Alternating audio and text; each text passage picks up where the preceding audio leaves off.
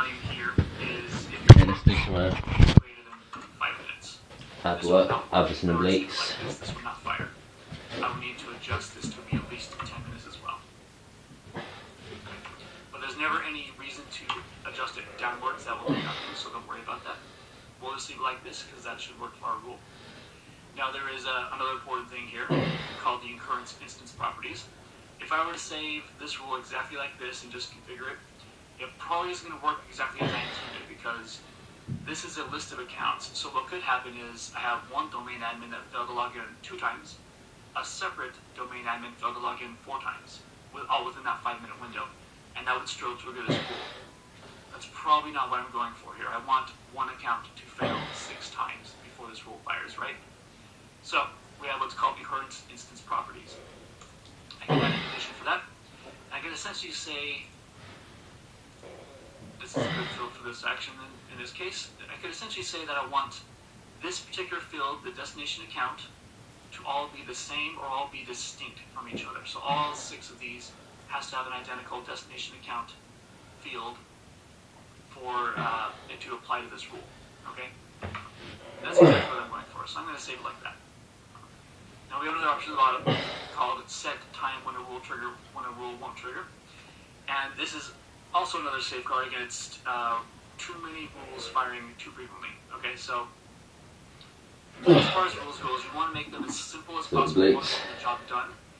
And part of that is making it so they fire as few times as possible while still including stuff you need to order it out. Now, most of that comes down to building a really robust rule that has very precise conditions. But sometimes you can have the most precise conditions and it's still going to fire more often than you would like because you're receiving duplicate events for some important event you care about. There's a lot of reasons for that. But there's an extra safeguard here to prevent the rule from triggering too many times. So if I were to click on this is essentially forcing the rule, no matter how many times the conditions are true and the rule should fire, it's actually only going to perform the action of this rule 1 time every 30 seconds by default. Okay? So if this rule fires 10 times in a minute, you're only going to get a couple of those emails, which is much more manageable. But ideally, rather than rely on this particular backup option, if you will, it is much better to get the rule conditions as precise as possible to prevent those additional rules from firing. We'll go to next. We just want to give this rule a quick name, such as admin failures. Give it a description if you want to. You can add tags as appropriate, where you just curl them all out. We have tags here for many different types of activities, devices, compliance frameworks, etc. Tag them as appropriate for you. And we have some final options. Enable the rule after saving, so if you want to automatically turn the rule on and have it start doing its thing right away, you can toggle that on.